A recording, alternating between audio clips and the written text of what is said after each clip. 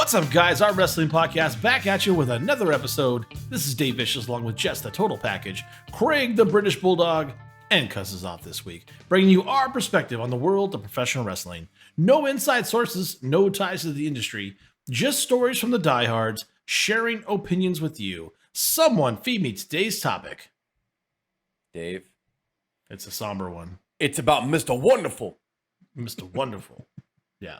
The passing of Mr. Wonderful is bringing on this episode. It's going to be a good one. For audio fans, give us a listen on Apple, Spotify, SoundCloud, iHeartRadio, Stitcher, and Google Podcast, or watch our videos on YouTube at Our Wrestling Channel. On social media, give us a follow on Instagram or Twitter at O.W.P 2019, or on Facebook at Our Wrestling Podcast. Craig, are you ready to get wonderful? I am. I'm glad we're doing this. Really sad news. We knew he wasn't doing very well health-wise the last couple of weeks, and then we kind of got the news and had a little moment in the text thread that we kind of shared this week. I know everyone's doing Mr. Wonderful, but it is important to remember him, unheralded kind of hero of the rock and wrestling era. Was a trailblazer in many ways. Tough, one of the toughest guys you'll probably ever meet. He's bigger than life. I'm glad we're talking about him, and we're glad we're going to turn around this kind of fairly quickly, so people who don't necessarily grew up during the rock and wrestling kind of section and the importance of him, we get to know kind of the impact that he had and who he was. I know he had a couple of lives like a cat Orndorff did in our lives, and it was every one of them was good. So I think the best way I describe Paul Orndorff, he was the main event guy that would never win the main event on these major levels. He was always that guy that I want to say got fed, but he could put on a great match and draw crowds and continue to lose in those main events and continue to do it town after town after town. And people wanted to see that.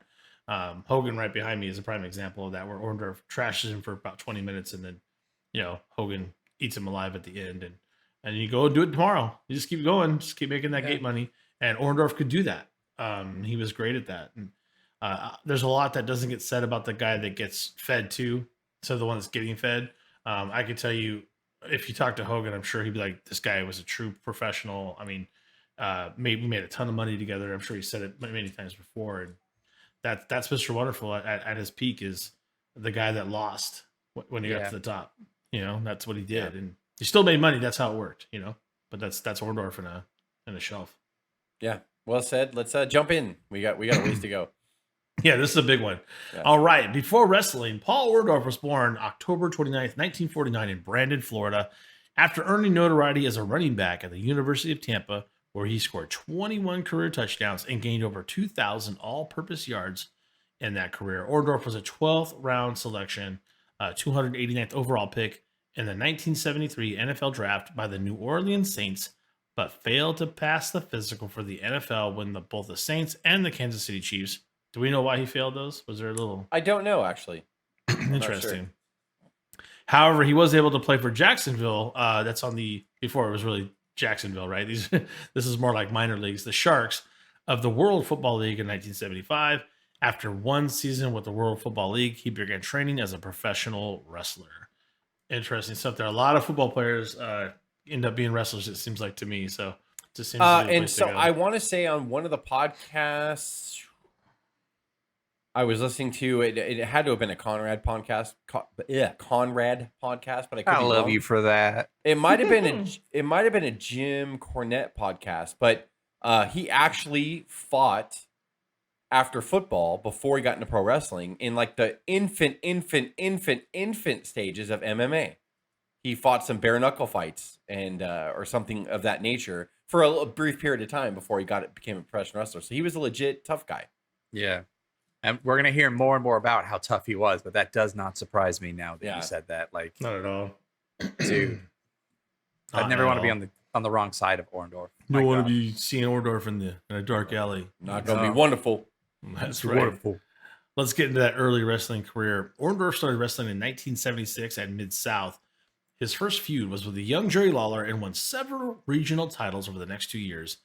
In December of 1978, he began teaming with Jimmy Snuka, and they captured the NWA tag team titles by defeating Greg Valentine and Baron von Raschke. Sorry, real quick. Yeah. You know, I'm going to call myself out on this, actually. We bitch a lot about, wrestlers. They come up from NXT real quick, or they get, brought into the company and they win the U.S. title or the Intercontinental title right away. And then they get broken down and rebuilt, and we get pissed off because they won the U.S. title right when they came in, and then they get shit on for 2 years. But the more we do like these old ones, like Orndorff in his first 2 years was winning regional titles over and over again. I think that, myself included, that we kind of tend to forget that the regional promotions back here, people did trade titles back and forth often. That's your U.S. title opportunity in a sense. And they would use that, the Mid-South Junior Small Town Heavyweight Championship with the Dairy Queen, like Cowtown trophy. Yeah, like, Orndorff or Ron Simmons or whoever else we're talking about would win that title 45 times, in their first 3 years in the business. I don't like it done on a national level like the way it is now, and you see it on TV all the time. It loses its luster. But I don't know why it just struck me right now. I was like, God, like regional titles were what the U.S. title and Intercontinental title are now. It's a good call out. And so I was just thinking about that, going, God, like how many of these guys have we done a legacy of over the last 2.5 years we've been doing this podcast, and we're like, they won the, Georgia International Southwestern Championship, Georgia Mall title in their first year against Baron von Raschke or whoever. Like it, so I don't know. It's just it just hit me right now. I was like, fuck, like in a weird way, like the regional titles now are IC, US, TNT Championship, whatever else you want to call it. Sort of a variation of a lariat. Notice this now. Brings him up, has his man inside cradled, back into a suplex, and then from there, Bridges up, has the pressure on him. And again, we see the tremendous talents of this man, Paul Orndorff, and he is unquestionably the victor. Yep. Yeah, absolutely. Sorry to sidetrack you, but there you go.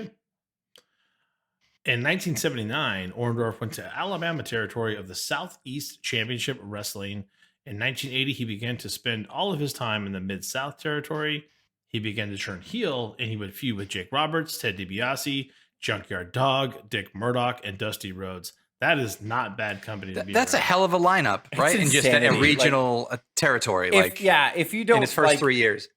If people who didn't grow up in the territories just cannot relate to that, because a lot of them were still going back and, that was all governed by the NWA at that time. So like you were still under the NWA umbrella, but Crockett Promotions didn't really dominate the NWA at that time. So it was truly regional, including the WWF, which I think at this point in 80 was already the WWF, but I can't remember. But Vince didn't buy the company from his dad, I want to say, until 82.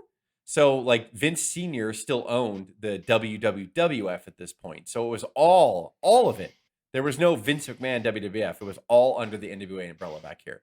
So It was just regional. There was no, like, if they had any kind of like television, it was just certain promotions. It was all relied upon just local promotions. They were local territories. You went and saw your local wrestling, if it was Southeastern Championship Wrestling or Southwest. So it was such a different world back here. Orndorff was, God, wrestling in 1976? Jesus Christ. Like, he was, it's amazing to go back and talk about this and how much Wonderful did. Yeah, only one of us was alive in that year he started. Right, yeah. Really. I was not even born yet. Right. What? Spoiler alert. In 1982, we traveled to Georgia Championship Wrestling, and he being Orndorff, began feuding with Buzz Sawyer for the NWA National Heavyweight Championship. He would win that championship from Buzz, but forfeit the title so he could challenge Ric Flair for the NWA Heavyweight Championship. He was unsuccessful in that attempt. But in late 1982, he would travel Japan and wrestle for a few months in New Japan Pro Wrestling at that time. Also, how many legacies are we doing where we talk about good wrestlers that we all love and they all traveled New Japan to learn to work? It's amazing. Yeah. We're jumping into World Wrestling Federation from 83 to 88. Orndorff would sign with Mr. McMahon in the WWF in the late 1983 period. In early 1984, he would take on Rowdy Piper as his manager and partner. Shortly after, Bobby Heenan would then manage Orndorff. Orndorff made his WWF debut, like match debut, right, Jess? On Yeah. January 23rd, 1984, on the same card, Hulk Hogan defeated the Iron Sheik to win the WWF Championship. I Sounds did like, not until How I was cool doing is the that? research. Yeah, until I was doing Yeah. the research, I did not know that. I did Me not. neither. Even It sounds put- like there might have been a non-compete clause somewhere or something for a little bit where he couldn't wrestle. It seems kind he of was probably just he was probably doing a lot of promos. promos, just to or, build himself up, maybe yeah. maybe he was injured. That's interesting. He didn't jump in right away though. I didn't know that. Yeah. Again, give me a break. Oh, another devastating pile driver. Well,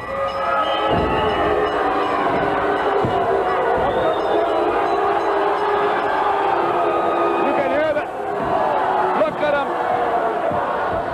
You're right, Vince. And then Orndorff was the first to challenge Hogan for the WWF Championship and shot immediately to the main event picture. By the end of 1984, Orndorff and Piper were attacking Cyndi Lauper and became part of the MTV movement to introduce new fans to the WWF version of pro wrestling. I don't think people understand how big that was. We're talking about the casual here, right? Yeah, and it's easy to forget Mr. Wonderful, not because he was not the most talented person in the ring. Because if you look at those four, Mr. T, Hulk Hogan, Roddy Piper, and Orndorff, He's I the would say ringmaster, bro. technical wise, but I mean, Cowboy Bob Orton was on the outside. He's fantastic too. But as far as the in-ring guys were concerned, Mr. Wonderful was easily like the most talented guy in that ring. Sure. Piper was great with his character, and so was Hogan. But they were not technical wizards They're at all. not. especially back in- They're not. Yeah, they're not tool guys. And he was in what people they forget about. Piper and Hogan get credit for that whole time. And Piper and Hogan were a big part of the Rock and Wrestling Connection, but Wonderful was right there. And he was part of the big tag team. Dave, you're going to read on. He main evented the first ever WrestleMania. Yeah. And so many people fucking forget that because after that, you're going to read on, but his WWF career kind of starts fading a little bit after that, like over the next 2 or 3 years. But he was on MTV. He was on with Piper doing all the media outlets for WrestleMania 1. Orndorff was right there. His face was right there. And I think Vince always respected Orndorff and knew how talented he was and what a tough motherfucker he was. And I think Piper was super volatile, but I think Wonderful was the guy of all people that was calm, and just kind of would keep Piper Piper, just shut the fuck up don't kill Mr. T, not today, maybe tomorrow, but not today. And I think I really believe, that's me guessing, but I really believe that Orndorff was kind of the most level-headed. Hogan was going crazy, being the top of the company, trying to keep Mr. T under wraps. Piper wanted to kill T, and Wonderful was just can we just be wonderful? Everyone can everyone be wonderful. Can we just go make some money, please? Yeah, sure. Exactly right. Yeah. Mr. T was all over the map. We've seen the videos. Wow. And important to remember too how Paul Orndorff was so good at a heel. He did the little things, but he could get you to boo him just the way he reacted to the just his the little movements. Yeah. He and was what I was fantastic. saying here too about how Piper kind of took the spotlight, not because Wonderful was not as talented, but soon after, Dave will start reading on here how much money Wonderful was worth and how good he was. And to Craig, to your point, those little things paid off big time in the future. Yeah. We're about to.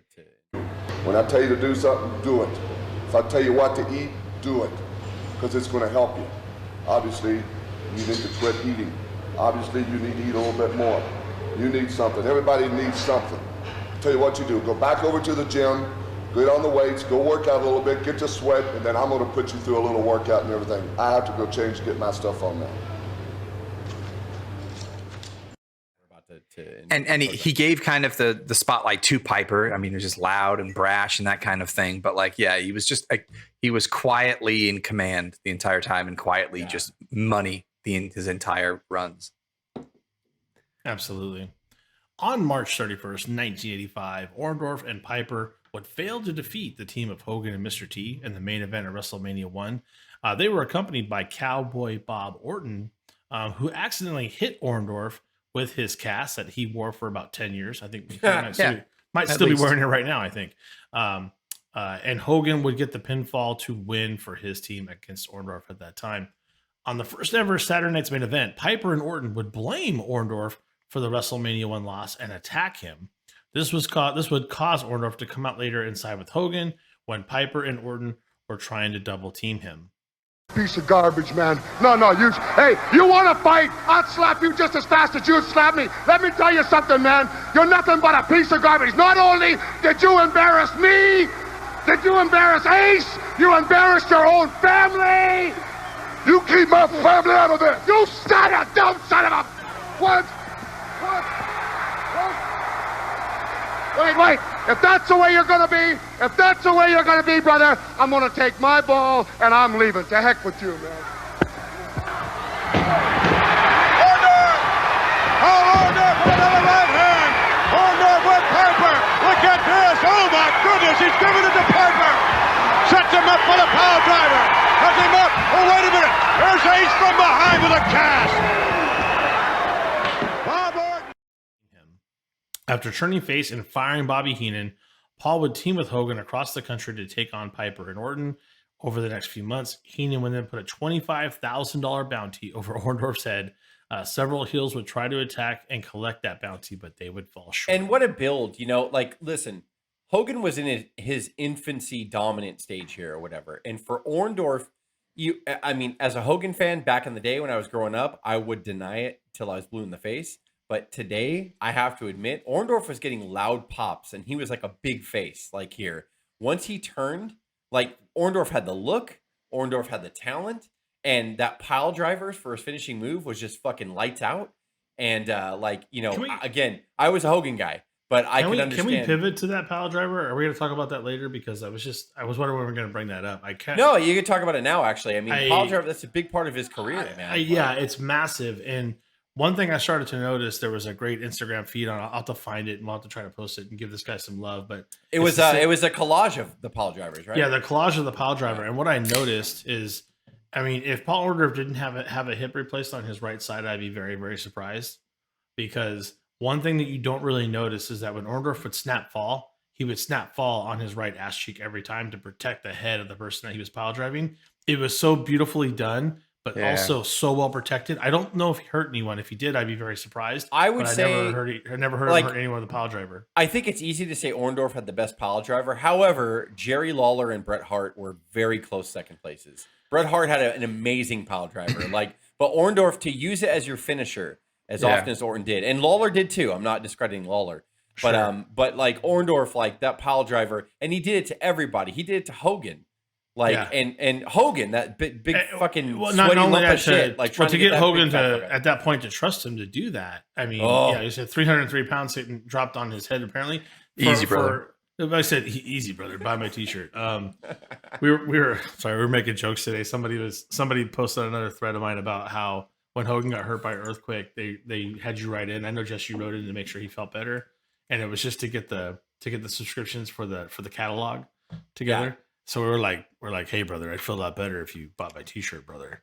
I get 10%, brother. I know you're writing me, bro, but I need you to buy that T-shirt, brother. Come on, brother. Oh, goodness. Orndorff would team with various partners like Andre the Giant and Bruno Sammartino to continue his feud with Piper and Orton. This eventually started to get under the skin of Orndorff as he wanted to be his own man and be world champion, something that we were just kind of talking about. At WrestleMania 2, Orndorff would wrestle Don Morocco to a double countout. Which is weird and non-climactic. I never understood that. So weird. Yeah. Because, if I'm going to be real, Morocco didn't want to go put him over. I'm just a guess. Main man Don Morocco, brother. Nobody can agree, probably, right? It's crazy. My triple main man, my Morocco, brother. I'm not going to lose. It's way before he's been. Both you going to be outside getting double count out, brother. Fuck Orndorff, brother. Not going to scoop on your heat, brother. Oh, man, we're on page 207. Okay, in 1986, Adrian Adonis began to make fun of Orndorff and calling him Hogan Jr. I'm not sure if I was doing Morocco or Billy Graham. So it was Billy Graham. It works for me. It definitely we were both doing Billy Graham. Morocco had this. I'll tell you that we're both doing Billy Graham for no reason. I think Adonis was onto something calling him Hogan Jr. That's getting some real on the surface heat. He also claimed Orndorff had gone soft since teaming with Hogan. Yeah. By the way, we haven't even done a Piper this whole time either, and I held off from doing the Lawler. You tried to too. So this is a very somber episode. I held off from doing the Lawler and Piper. Yeah, me too, and Piper. Piper might come. I'm going to bring him in when it's gonna come out. We're loosening up, everybody. So stay tuned. Stay tuned. It's coming. It's coming. I swear. We promise. Adonis said Hogan didn't care about him, meaning Orndorff. Orndorff tried to call Hulk Hogan on a live segment, but Hogan could not take the call because he was too busy training for upcoming title defenses. So ridiculous and so 80s. Movies. I will never forget that segment where he's like, hello, and they had Hogan on the phone. He's like, brother, I got to go, brother. I hope you're doing good, brother. I got to train. And he was like, what? And so Wonderful was getting all pissed off because like it was really cool the way they did it with Adonis and everything. Like he started, Vince, I think already knew like Hogan's the face that I need. So like, let's turn him back around. Let's put him back heel again. Because Orndorff was an excellent heel. And so they did like this months of buildup of Orndorff getting pissed off and being called Hogan Jr. by the heels and by Adonis and all that, to where he was starting to get mad. And you know what? Hogan doesn't even like you. You say you're Hogan's best friend, and you're not. Like, oh yeah, I can get him on the phone right now. Wonderful. And then they try to get him on the phone. And Hogan's like, I gotta go, brother. I gotta train. So Wonderful was like fuming, and this was a beautiful, beautiful setup. And again, Dave, you are marching towards arguably one of the best wrestling, like heavyweight championship feuds in wrestling history. You're going to come up on. So irritated, Orndorff reluctantly agreed to team with Hogan and faced Big John Studd with King Kong Bundy. During the match, Hogan and Orndorff accidentally collided with each other. Paul sold it like he injured his eye and did not attempt to help Hogan when he was being double teamed by Studd and Bundy. When Studd and Bundy had Hogan beat down, then Orndorff came in and chased them off. Orndorff helped Hogan to his feet, gave him the thumbs up, and clotheslined Hogan to the mat. He then picked up Hogan and delivered his signature piledriver finishing move. It was like that heel turn is one of my favorite heel turns ever. For victory, will win this matchup, but nonetheless. Oh no! What in the world? What in the heck was that all about? You gotta be. No!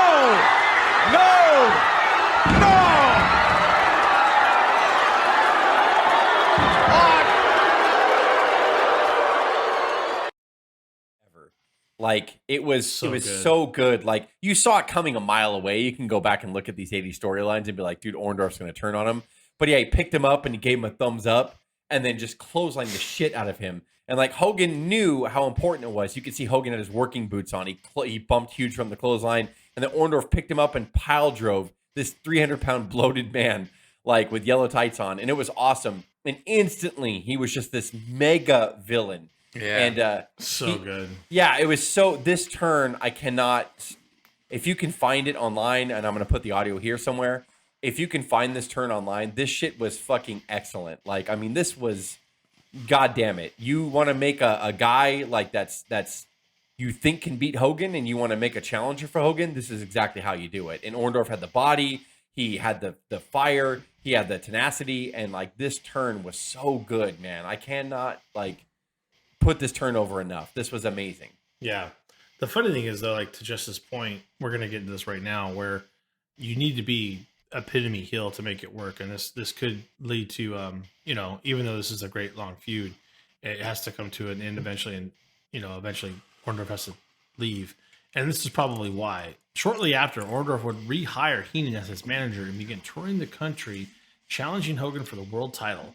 One notable defense was during a tour of Canada that was on 1986 August 28th. The WWF held a house show at the Exhibition Stadium in Toronto for a house show for Hogan versus Orndorff for the WWF. And let me say, I've done a little bit of research on this too. Nowadays it's like they'll, or especially during like the early 90s and stuff. And nowadays they will draw, you'll see Meltzer like report, they had 10,000 people in the arena, 8,000 paid, which means they papered 2,000, seats or whatever. Sure.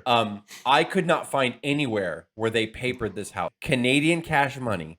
To go and watch Hogan and Orndorff in a house show that they eventually, I'm going to steal this from you, Dave, they released it on Coliseum Home Video, and you can find it as the big event.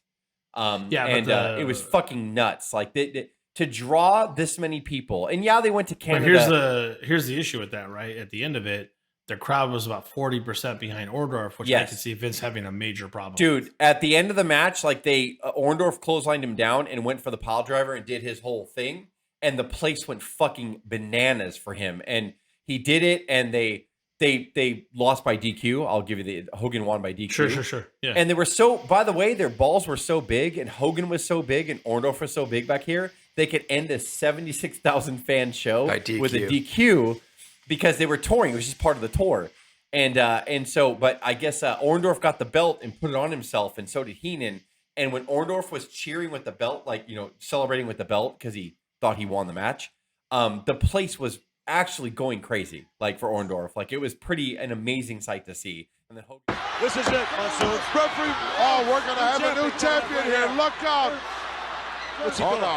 He's tapping the shoulder of Orndorff. Oh, come on, Paul. There was no count made there. None whatsoever. Orndorff with the belt, but there was no count made. Heenan. Bobby, no. Champion out cold in the center of the ring. Challenger with the belt raised high, but I don't believe that he is the champion. Well, I'll tell you what. Whether you believe it or not. There wasn't a count made. There wasn't a 3 count made. The champion was out. He couldn't have said, I quit. Let's get the official Ladies and gentlemen, I have the result.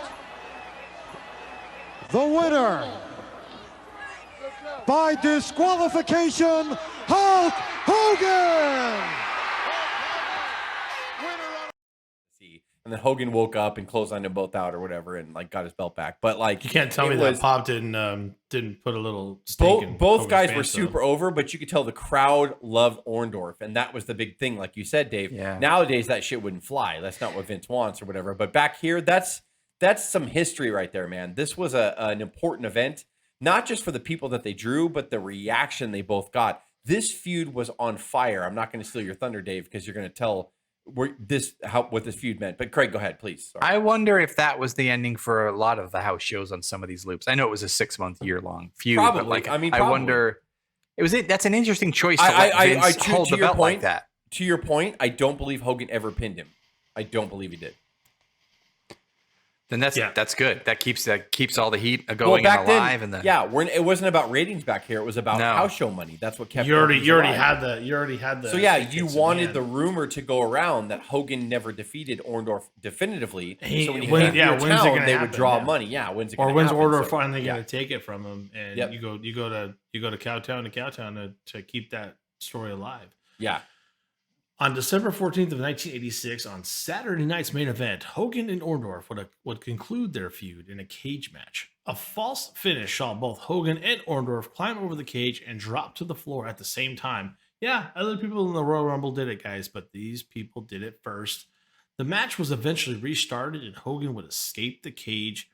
This was considered to be the most creative finishes for a WWF World Title match at the time. So right off the bat, right off the 76,000 house show, I'm not going to, again, Dave, you're going to read a comment later that is very true about this feud. But then they have this amazing Saturday Night's Main Event match, which was it a wrestling clinic? No, but like the drama in the cage here and the climax of their feud, the double drop off the cage where both feet hit the floor. Dude, like. You have to time that perfect. Oh, yeah. And Vince and Jesse sold the shit out of it. And like, it was so awesome. And they protected. You want to think about it? They were protecting Orndorff. They did not want Hogan to beat him cleanly. And Orndorff probably was like, I don't want to do it either. But at the same time, like Vince still approves everything. And Vince was like, dude, we got to keep him strong.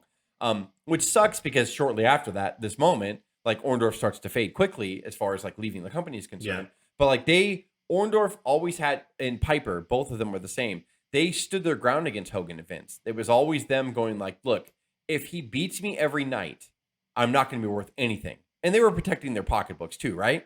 But at the same time, they were trying to tell Vince, like, if you just feed him heel after heel, you're only going to have like 3 or 4 month program after 3 or 4 month program. If you just fucking, which is what eventually happened. Yeah, if you don't beat us, we could turn heel and face. We can get years out of this stuff, like, and then come back and revisit Hogan again when we're heel again, which and is then what turn they face did. again. Like, so you could look back and say Orndorff and Piper were selfish assholes, but then you could be like, well, if somebody didn't put Vince and Hogan in check back here, who would have? It's fair. This half-year-long feud is one of the most notable and profitable feuds in the history of pro wrestling. Yes, I up until the Attitude Era, Yep. this was the biggest world title feud in American history. And I went back and listened to a Meltzer stuff. He's like, I don't even know anything overseas that touched this. This 6-year span made so much money for the WWF that it held a record for a long time. Those two, Hogan and Orndorff, feuding, LA to the East Coast, to Toronto, to the Saturday Night's Main Event television shit, to everything, was like the biggest feud for a world title in American history and wrestling history at this point. That's how big this feud was. Like, it made a ton of money. Because you got to think later, Hogan and Andre, yes, they drew the biggest house and they had the biggest WrestleMania, but Andre wasn't healthy, so they couldn't tour. So Andre and Hogan was a one-off at WrestleMania 3, and then they had a rematch like a year later. But Orndorff and Hogan toured the Horn, and they went around and made the most money that any two people had ever made. It's amazing to think about that. And so why didn't they ever go? I wonder if there was original plans to do Orndorff and Hogan at like WrestleMania 3. Was Orndorff gone by then? Like, what were they building up to? I think Andre fell in their lap. I think this is me guessing as well. I think Andre's health fell in their lap when he had his back surgery in '86.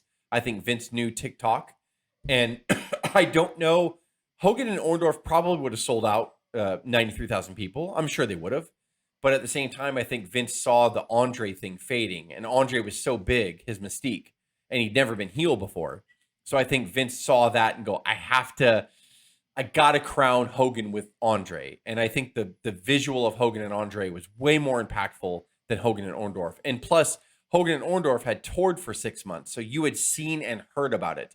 Andre and Hogan, you had never heard about before. Even though Hogan and Andre feuded years before when Andre was a face and Hogan was a heel. But again, when you're in WWF land, he can erase history. So I think that Hogan and Orndorff already had worn out the television circuit and the house show circuit. I think bleeding them on to WrestleMania 3 might have been a mistake.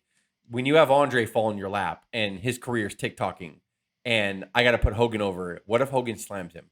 What if I say Andre was undefeated? What if I say this and that and kind of refigure history to fit my WWF history? You'd go with Hogan and Andre. But you're correct, Craig. I think there was a rumor on one of the Conrad podcasts too. I think it was with Bruce.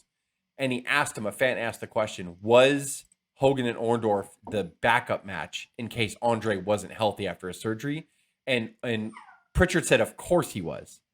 But that wasn't the reason why he was held off the card at Mania 3. But yes, they did talk about it beforehand, that if Andre's not healthy to go, we can shift and still parlay right into the Hogan and Orndorff feud and use them at WrestleMania 3.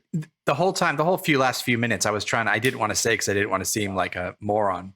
But I couldn't remember Orndorff having a Mania 3 match, but I didn't want to say it out loud in case I was wrong. But he was just reinforced that he was not on the Mania 3 card. And I don't know whether he left or that. But no, he didn't leave until the summer of '87. He was just held off for whatever reason. I don't know if it was a dispute or. Actually, no, Dave. It's the injury. We're coming right now. Read on, Dave. Sorry. And this is it's the arm. No, I got it.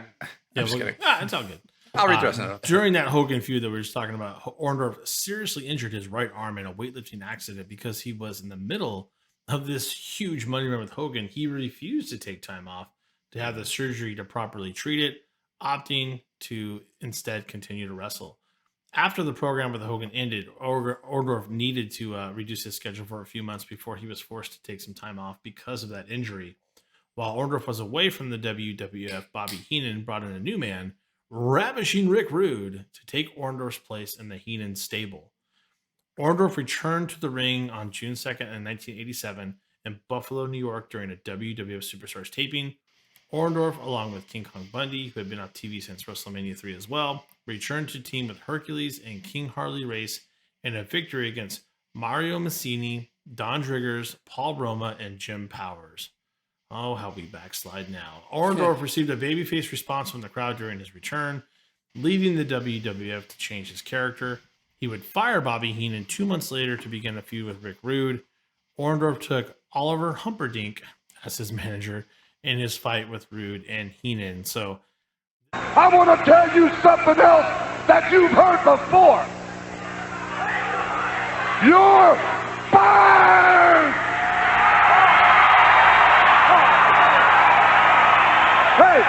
In case you didn't understand, read my lips. You're fired! So this is the beginning of the end of the major main eventing for Paul Orndorff, and that injury really did it in for him. Every time I see Orndorff wrestle, it's really mean to say, but I tell my kids, I'm all, look, I said, do you see that? They're like, what? Because Orndorff hit it very well, by the way, when he wrestled, probably played the right camera angles, but we could see it as avid fans. I said, that arm is massively reduced to his right arm bicep started to atrophy, and I think that was his dominant hand too. Yeah, and it's just it's a really tough thing, and because I think Jess and I have talked about this, because he didn't get treatment, it was basically too late. The nerve was completely severed; it's dead. There's no going back to in other words, his body was sending messages to his brain that his right bicep is gone, and it wasn't. It's not there. Yeah. So eventually, imagine still wrestling on that regardless, and the pain that man must have felt every single day. Yeah, to try to slam people with no bicep. Yeah, I mean, just as an example. So, but he still went on. So his last big appearance was at an inaugural Survivor Series on November 26, 1987, where he teamed with Hulk Hogan, Bam Bam Bigelow, Ken Patera, and Don Morocco to take on Andre the Giant, One Man Gang, King Kong Bundy, Rick Rude, and Butch Reed. Early in the match, Rude eliminated Orndorff with a roll-up. His final match came on a house show on January 4th, 1998 against Rick Rude in Augusta, Georgia. So they have moved on. Rick Rude is the new face to take care of business. Or sorry, the new heel to take care of business. Yeah, it's so crazy, and I this is, again, me just guessing. I wonder, because Piper protected himself and retired at WrestleMania 3. Retired, quote unquote. He never wrestled again after that. Yeah, that's what I heard. And I think Orndorff, after his injury, again, I'm just guessing because you know what? It's easy to make Vince the villain. But this just seems like revenge. Orndorff taking the fight to the outside, then sends it right back in. Low to the midsection, comes over. He may have him wrapped up. And Rude reverses it. And I believe he got the 3 count. He did. With the help of the ropes. Fabulous.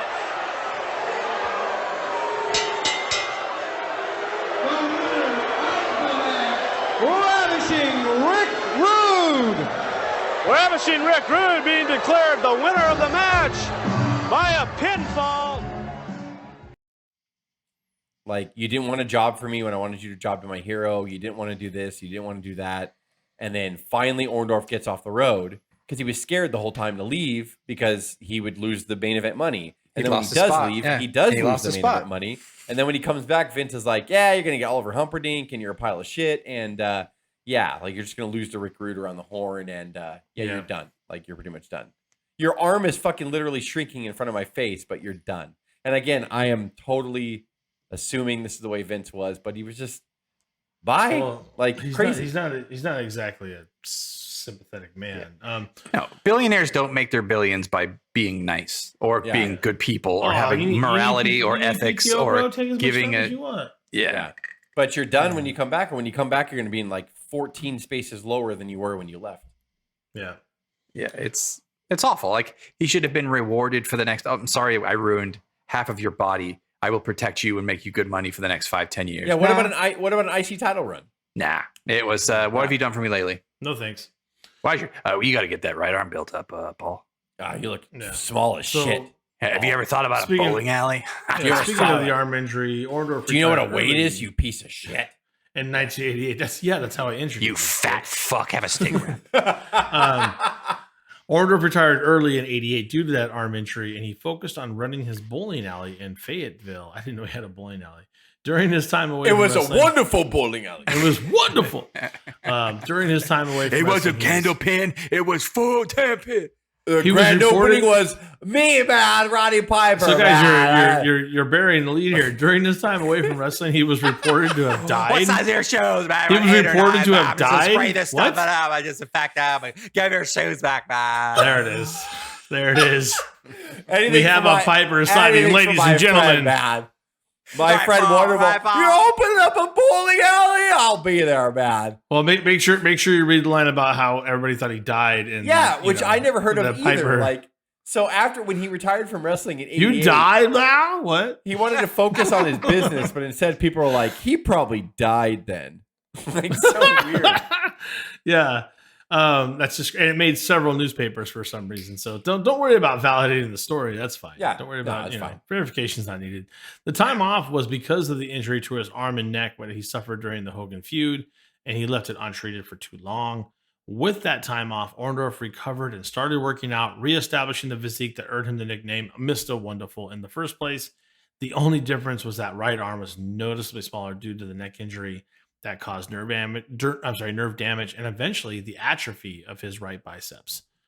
Just really, For the really, rest of his tough career, stuff. you always saw that side. We always commented on it. And What's funny though, God bless you, Paul. if you're like an average viewer, like you're not an avid viewer like us, I try to show my kids and my wife a few weeks. I'm like, do you see it? They're like, we don't see it. Yeah. And Well, he covered it very well. He covered it very well. You would see it if you were really into wrestling. You're like, oh my God, you watch that match 6 times and then eventually you notice it. But for the average viewer, they don't see it. It's crazy, which is impressive on his part as well. We're getting into WCW, ladies and gentlemen. We're moving along. 1990, on the May 26th of said year episode of World Championship Wrestling, it was announced that Paul Orndorff will be facing Arn Anderson at the Clash of Champions 11. Hey. Orndorff quickly became affiliated with a group called Dudes with Attitudes, consisting of himself, Sting, Lex Luger, Junkyard Dog, and the Steiner brothers. So he's definitely a face at this moment. Yes. The Dudes back Sting in his fight with the Four Horsemen. At the Clash of Champions 11, Orndorff defeated Anderson. Super cool. Throughout the summer, Orndorff would face Anderson and defeat the WCW TV champion by pinfall on several non-title matchups. He also defeated Mean Mark Callis in multiple house show encounters. Who? Mean Mark Callis. I think we know Who's who that? that is. Who is that? That is the Undertaker. Yeah, Mean Mark Callis. And then Never heard of Orndorff departed from the promotion that fall. So Very he was short, not yeah, really very good. short run in WCW the first time. Yeah, the first time around. Yeah, so UWF, AWF, and Smoky Mountain. He was there for 3 years from 90 to 93. By late 1990, Orndorff became one of the featured headliners for Herb Abrams' fledgling Universal Wrestling Federation. If you have not had a chance to watch the Cocaine Cowboy on the Dark Side of the Ring, please do yourself a favor. The Herb Abrams UWF was a roller coaster ride that ended up crashing into a cliff. Or a side of a mountain, I should say. That's a much catch. You gotta get that one, but Orndorff was a part of that. I specifically remember when I had my big satellite dish in my parents' house that was probably as big as a fucking moon, the moon. And I would get it. I would watch the UWF Herb Abrams version of it. And the ones that you actually I remember seeing guys like Cowboy Bob Orton, Paul Orndorff, Steve Williams, and all that stuff. Like he tried to get all the guys that were dying down from the Rockin' Era wrestling or whatever. Yep. Didn't work out, but I remember Orndorff here vividly. Doing some work. Yeah. And Mr. Wonderful. It's okay. This made me think of has there been any talk on shoot interviews of how he was backstage? Like, why was that WCW stint so short and then hopping to UWF? Is he difficult? No, there's never been any negative. I think he was very businesslike. He was like, oh, you don't have long-term plans for me? Cool. I'm out. Like, and I think that's what WCW in 1990 was not the one that, Crockett Promotions was 2 years before. So I think this isn't wonderful. This is not a wonderful environment. It's not wonderful for me. So Orndorff should have beat Hogan in Toronto. No question. WCW Worldwide is not wonderful. So basically, Dr. Death, Steve Williams attacked Orndorff to kickstart that feud in 1990. Orndorff would also reignite his feud with Bob Orton Jr. in the UWF, where he beat Orton for that UWF Southern States Championship. Yeah. On June 22nd, 1992. Herb Abrams. We need Southern States. Okay, because people are forgetting about the Southern States. There's a lot lay of on Southern the States. bed and get naked. We need a Southern States We'll do championship. Midwestern states. We'll do Eastern Seaboard states. We'll do other Northwestern. We'll do a lot of states. We'll do a lot of states. Where's Paul? How many? Since Paul Orndorff, he could be so many states champion, and it would be so amazing to have it. Oh Hooker, my God, we should take your put another clothes F in off and lay Orndorff's name. down. Orndorff will have 4 Fs. We'll have 4 Fs. Or will be totally different than anything. 4 Fs. Mr. Wonder Paul Orndorff. Fuck! I need more cocaine. We're never getting through this. On June 9th of 1991, Orndorff competed in the UWF's only pay-per-view beach brawl. A huge failure. Colonel De Beers in a strap match. Orndorff left the UWF sometime in early 93, vacating the Southern States title. Well, fuck, now what are they going to do? They'll get along. In 92, Smoky Mountain Wrestling opened its doors for the first time as they announced a tournament to crown the first Smoky Mountain Wrestling Heavyweight Championship. Orndorff was included in the tournament, but was DQ'd for heel tactics in the final. And by the way, real quick, so who won that one, by the way? No, he lost. It was the fake Undertaker. Fuck. Oh, no. Yeah, it was the fake Undertaker in 1994. Not Tracy Smothers. What was no, fake it was not Undertaker's Tracy name? Smothers. It was something. Brian Lee. There it was Brian Lee. So Brian Lee beats Mr. Wonderful in the finals of the first ever crowning of the Smoky Mountain Heavyweight Champion. DQ? And by DQ. And Cornette would to this day wonders why. Motherfucker, why did Smoky Mountain fail? Because you sucked sometimes, Jim. I thought if I put it in a box, it'd be fine. I support your ideas sometimes, Mr. Cornette, but you sucked at booking your promotion. So let's make a scaffold match. Just because Mr. Wonderful didn't want to lose, he was like, "Let's crown our first heavyweight champion off a DQ." I still laugh when I watch Cornette blow his D's out in that scaffold match every time. Yeah. You kind of earned that one, bro. It's awful. Love you, Jim, but you kind of earned that one. Dude, sometimes when I just jump off like a set of 3 stairs, I feel like that Cornette. Yeah. It's it could happen. When I get out of bed in the morning, sometimes I feel like I tore my ACL. You go, your bed's a little and high, I Jess? consider calling in sick to work because I'm like, I think I tore my ACL. Is that a valid excuse? Yeah. Only if you drive stick. I don't know. Right. Orndorff returned to WCW in late 1992. In January of 93, he took on Cactus Jack, with the winner being manager of Harley Race's chosen replacement for an injured Rick Rude at Clash of Champions 22.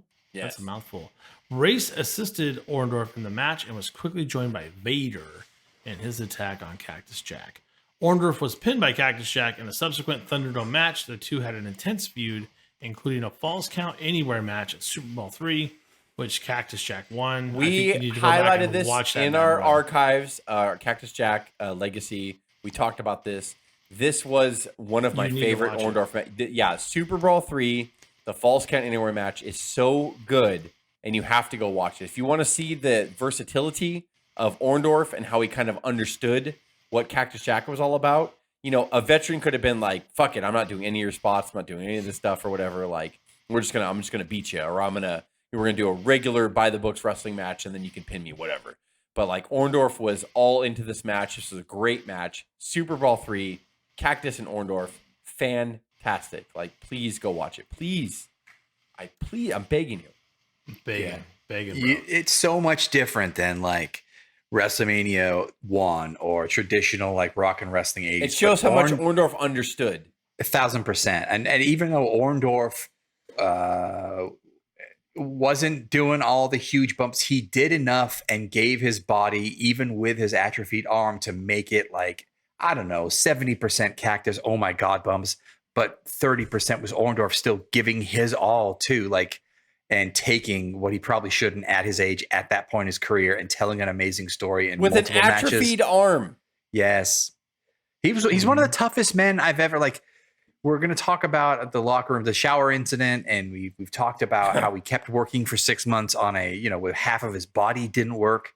And we talked this quiet, like, just power and toughness of this man, like just a dime a dozen of this guy of this size. But like, for the fact that he rose to the top and had such a run, he was a special dude. Holy shit. I mean, but these matches with Cactus, like, I hope he had fun doing them. I'd like to think that he did. I know they were special to Cactus, but I mean, I know Orndorff was like, we didn't have to do this back in the day. I'm wonderful. But he really did embrace throwing him all over the place and let him do the sunset flips on the concrete, and they just killed each other. So fun, all of them. Yeah. Yeah, great match. After that feud with Cactus had cooled off, Mr. Wonderful set his sights on the vacant WCW World Television Championship. Orndorff signed for a 16-man tournament, beating Too Cold Scorpio, Cactus Jack, Johnny B. Bad, and then Eric Watts in the finals to win his first title in What? WCW. We're kind of Oh, there is a God. There is a God. That is too many people in that tournament if he had to wrestle 6 times, all those people. And a belly to back from Orndorff. Paul Orndorff. Orndorff with on the offense right here, setting him up for the pile driver. Got it. His leaping pile driver. Paul Orndorff makes the cover. We got a new champion. A gallant fight by Eric Watts, but the veteran Mr. Wonderful.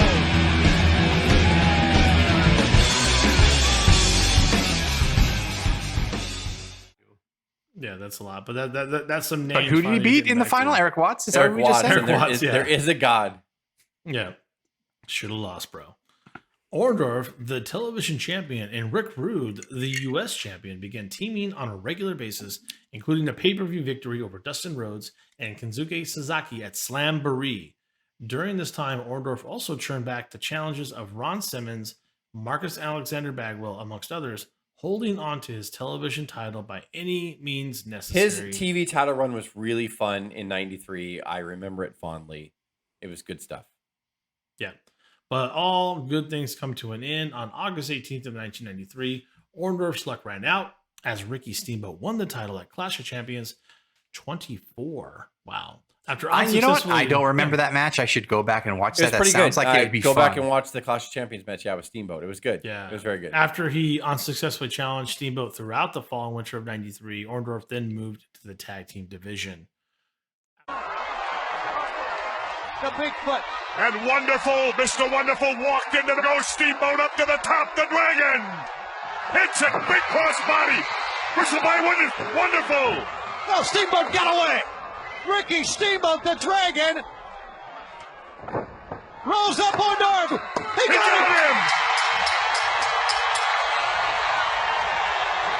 We've got a new champion. Here's the official word. Ladies and gentlemen, the winner,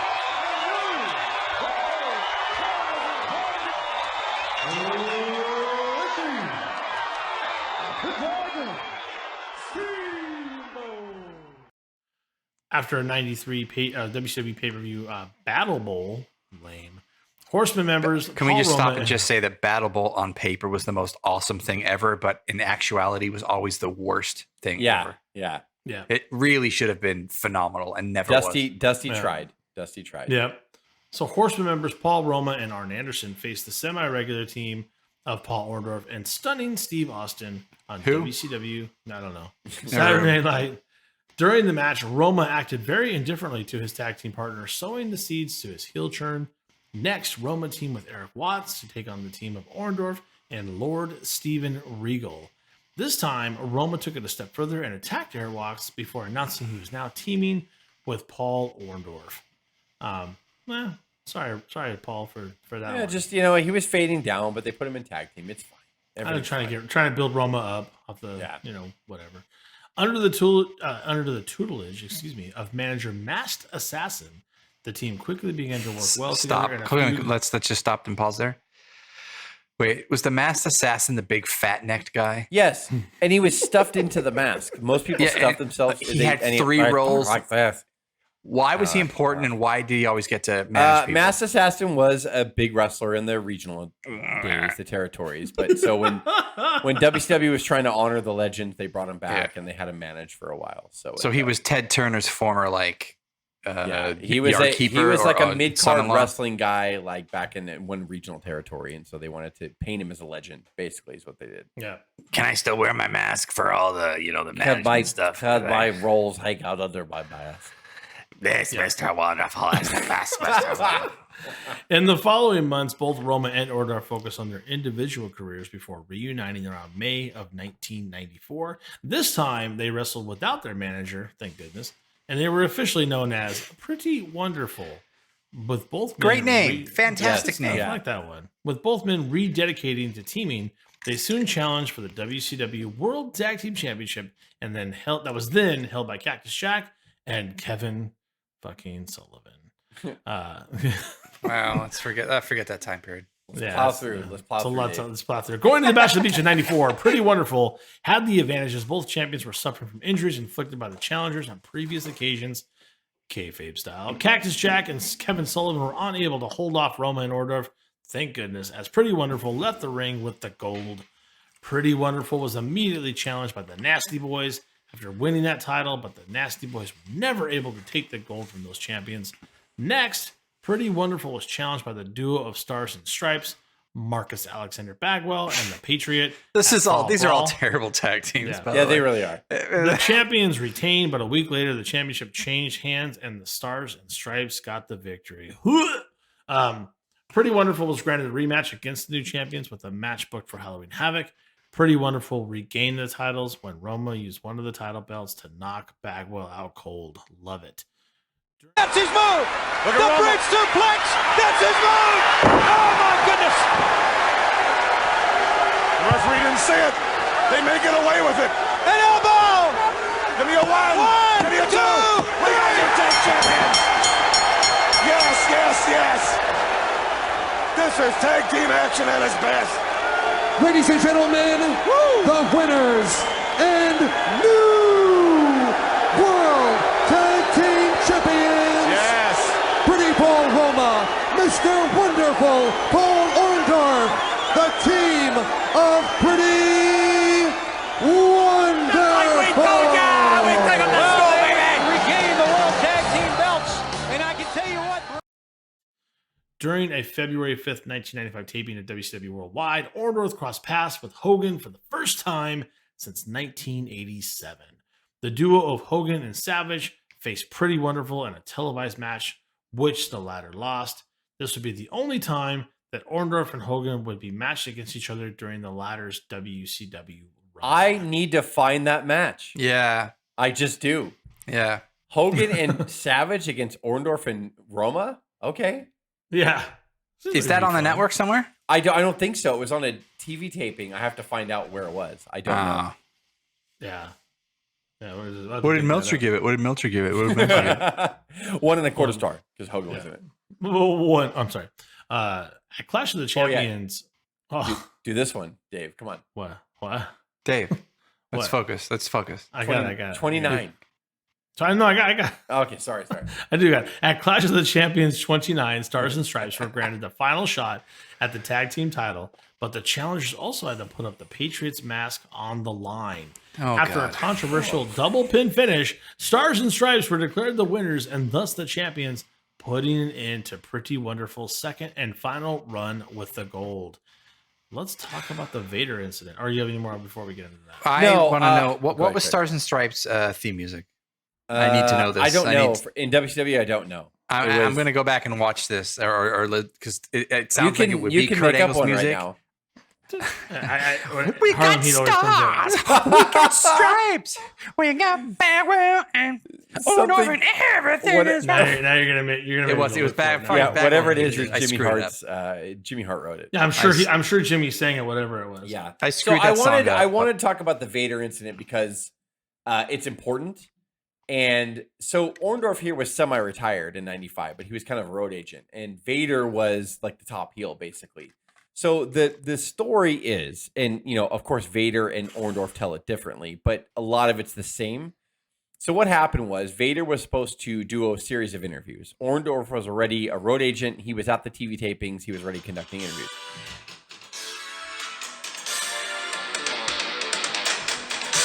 According to YouTube, that's it.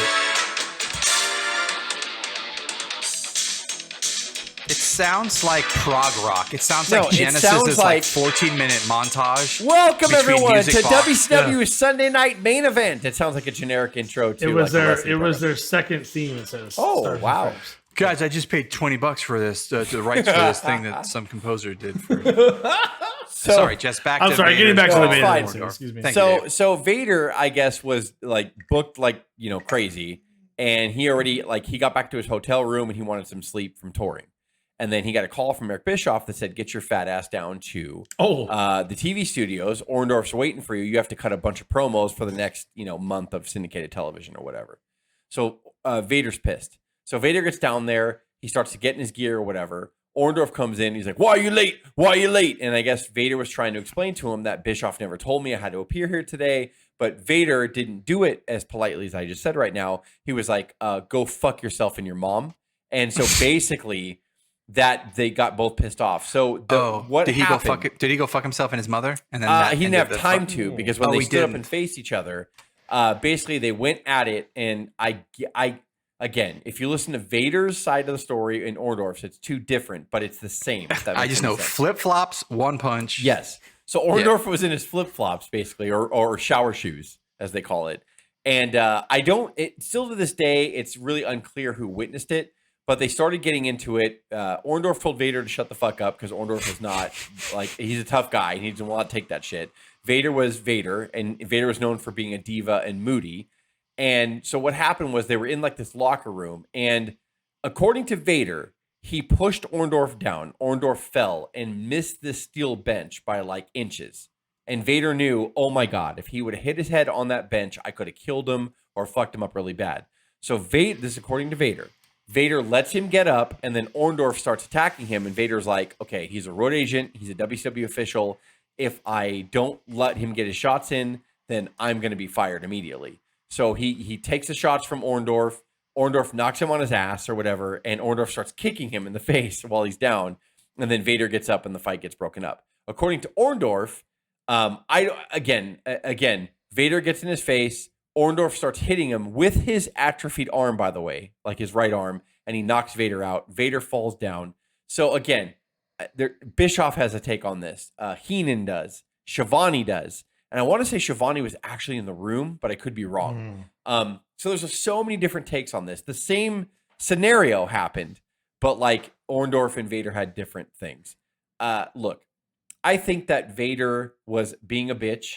I think that Vader did not expect this old man to start firing off right hands that were very crisp and hurting and, knock Vader down. I don't think Vader anticipated that, but I could also believe Vader pushing him down, seeing that this guy missed the bench by inches and being like, I'm going to get fired, which Vader got fired anyway for this, by the way. But I think that I believe both stories. I believe that Orndorff is a tough asshole who stood up to a 390-pound, 400-pound man.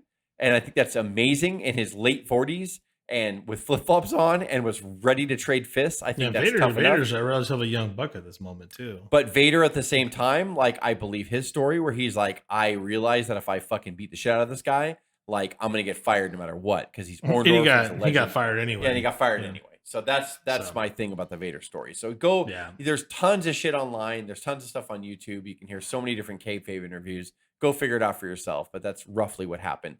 I do kind of believe Vader's story. I think Vader could have killed him. I do believe Paul's one of the toughest people in the world.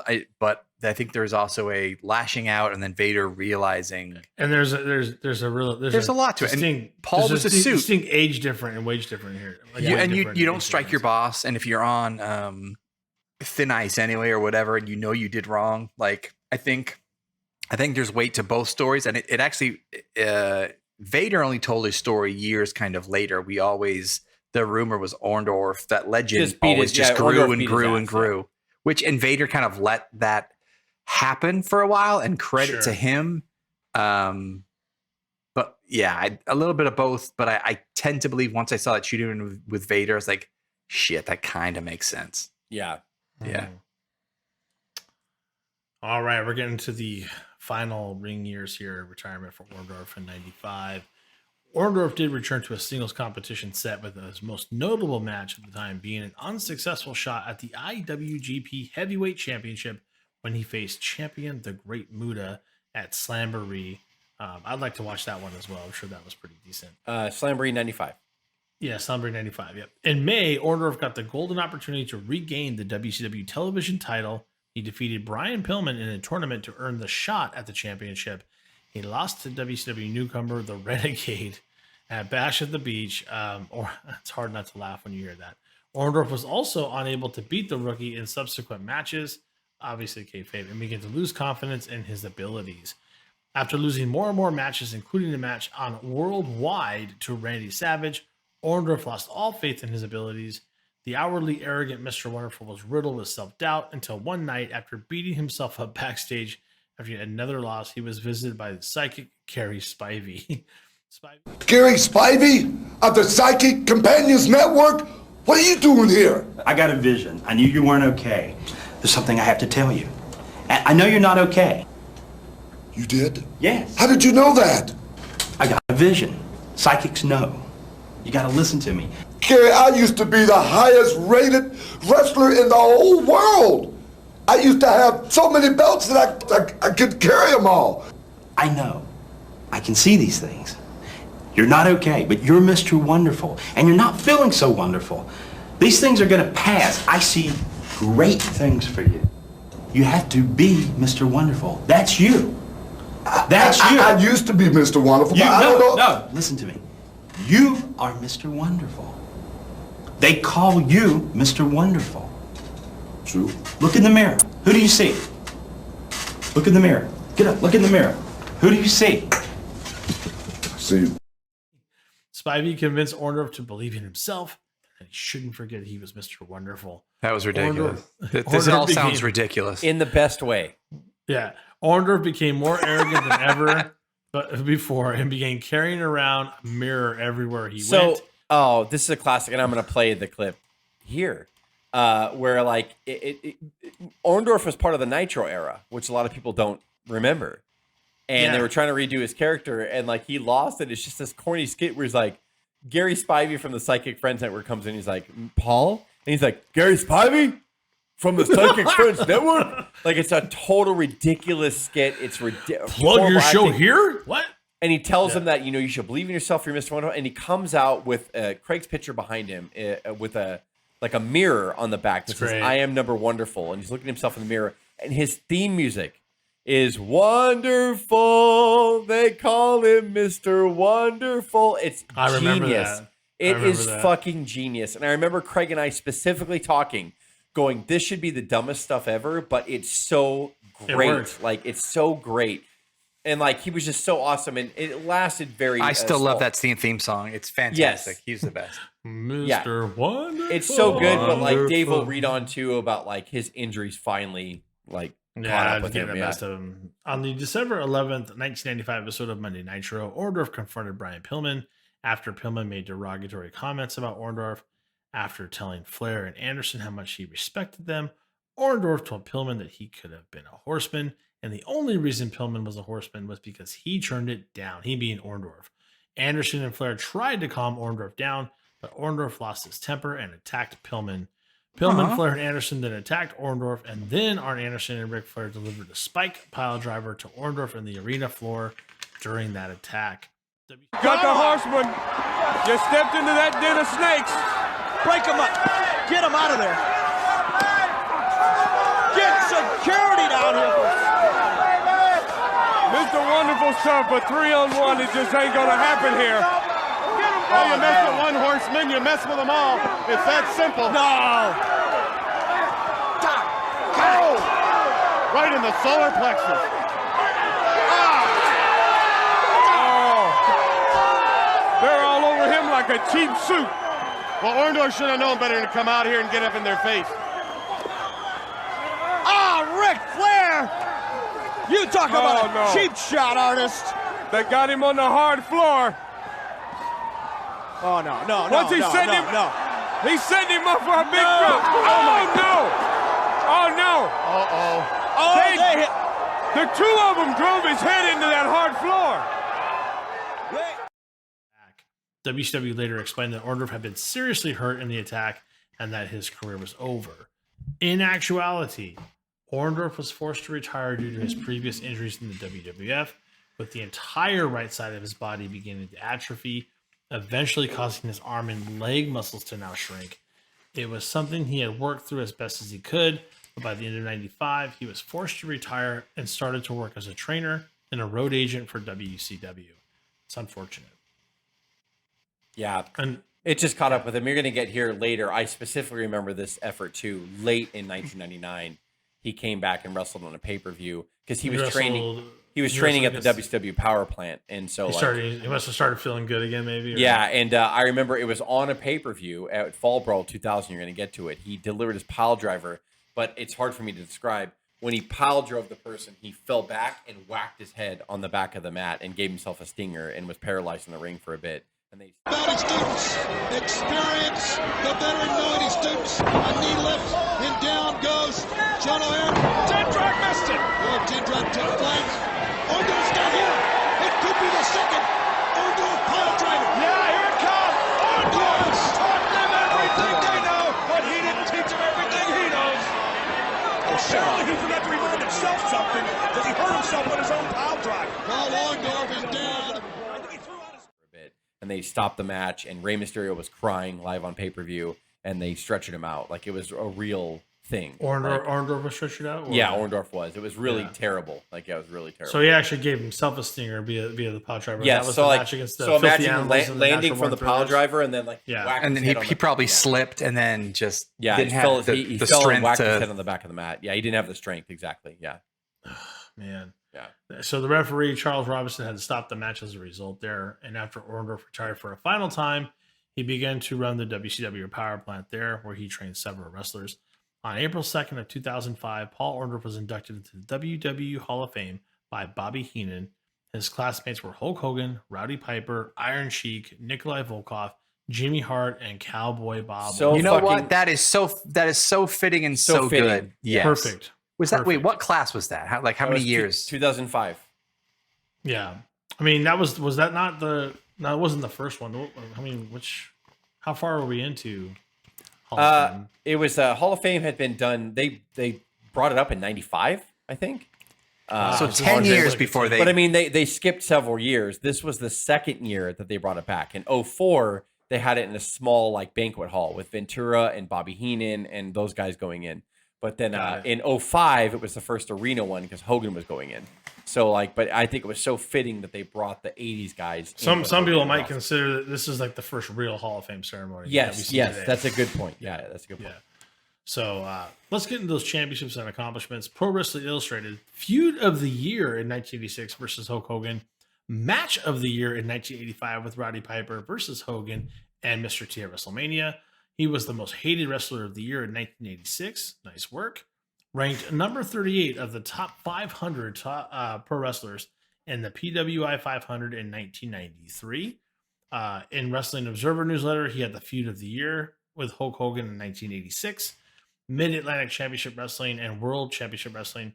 He was a WCW World Television Champion once, NWA WCW World Tag Team Championship 3 times, 1 with Snuka, 2 with Paul Roma, National Wrestling Alliance Hall of Fame in 2009, and obviously he's a Professional Wrestling Hall of Fame and Museum class of 2009.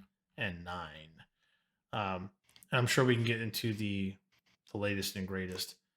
Not too great, I'm sorry. Just the latest news on it. I mean, Paul Orndorff literally died this week. 71 years old. Do I have that right? Is that correct? Let me check. I think you're right because he was a little older than Hogan. I think it's 71. I think you're right. And what was the issue with him? Was it dementia related? Absolutely.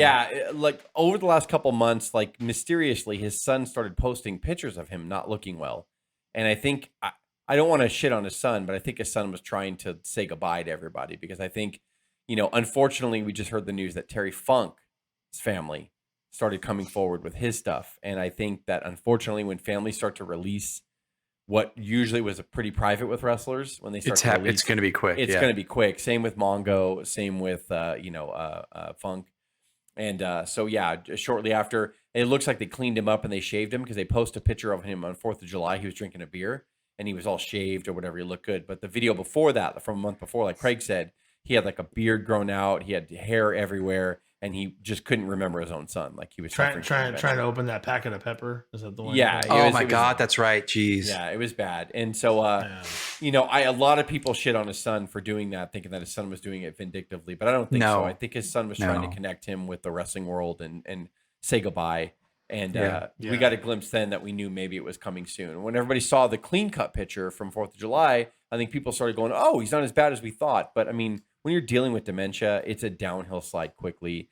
And it's sad. He passed away And, you know, I'm glad we did this because he was a big part of my childhood and rock and wrestling. And so in that big feud with Hogan, that alone made wrestling history. And I think, Yeah. and he had a fun WCW run after that with a TV title in '93 and all that stuff. Like, Wonderful was a pro, man. He was a great wrestler, a great athlete, and a great worker. And, you know, hell, man, like, he deserves to be honored for sure. Yeah. I think a lot of why I love wrestling is like, it's on the surface, it's larger than life guys who are heroes and superheroes and villains that you kind of like and like connect to. And then when you get deeper in the rabbit hole of being a wrestling fan, you see this and hear the stories of these guys backstage. And you start, as the older you get, to realize how tough it is to be this wrestler or to maintain this image or do this travel schedule. And anyone that's ever done a business trip or something realizes how difficult it is. And then you hear stories of how tough they are and what they went through just to make money and just to keep kayfabe. And for Orndorff, for his family to know, and it's not that he was stupid about it. He knew that he would lose his spot if he gave up and took care of his severed nerve while in the middle of a year-long run with Hogan. And he knew it, and it happened. The run was over. His arm was destroyed. It continued to bother him the rest of his life, and he lost his spot. And it's like, but he still never really complained. He still had a great career after that. He still managed to rise wherever he went, had fun matches and fun promos and fun angles. He was just a tough son of a bitch. You just don't realize. And the more you know, as you go down the wrestling rabbit hole, you respect all these people. And I respect Orndorff to death, man, to death. The respect is massive. A tough SOB is putting it plainly when he went through all this atrophied one side of his body and he lived to be 71 years old. I mean, when one side of his body probably pretty much stopped working, but he's like, no, I'm still gonna keep going. I hope he just punching out Vader in a shower and running a bowling alley. And if you try to steal your bowling shoes, or if you wreck his lane or skip lanes or ruin his bumpers, he'll just fuck you up. Like, I love that. In order, he's the perfect definition of Florida. Orndorff is Florida.